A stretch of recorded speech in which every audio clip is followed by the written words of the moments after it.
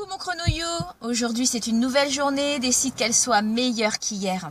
Alors voilà, hier on a discuté un petit peu de l'importance de prendre du temps pour toi, de l'importance de te détendre et de laisser de temps en temps ton cerveau vide, le laisser tranquille, ne pas le solliciter avec de la lecture, avec de la musique, avec tout un tas d'autres choses, mais de le laisser complètement se vider. Aujourd'hui j'avais envie d'aborder avec toi le souci un petit peu des devoirs. Souvent quand on se met à faire une rédaction, quand on se met à faire nos devoirs, par moment, on a tellement envie de bien faire, on a tellement envie d'être concentré que finalement, la concentration, on l'a pas, l'attention, on l'a pas, et ça ne vient pas. Et finalement, si tu insistes, tu finis par t'énerver et tu finis par, de toute façon, ne pas y arriver.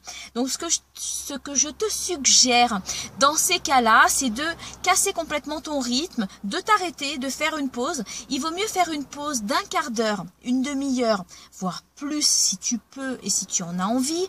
Mais des fois, un quart d'heure, ça suffit. Le principal, c'est simplement de casser ton rythme, de casser ta routine et effectivement de passer à autre chose.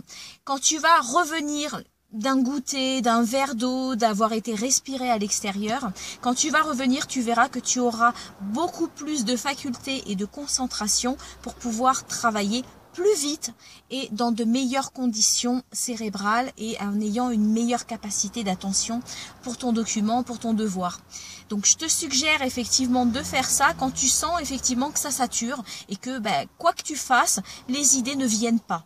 Ça va te permettre effectivement de poser complètement ton cerveau, poser complètement ton attention, parce que de temps en temps on veut tellement bien faire que finalement on panique, on se fait peur tout seul et ça vient pas tout simplement. Donc dans ces cas-là, fais une pause, coupe, comme au cinéma, hop, on coupe, on fait une pause et puis tu y reviens un petit peu après et tu verras que ça va aller beaucoup mieux.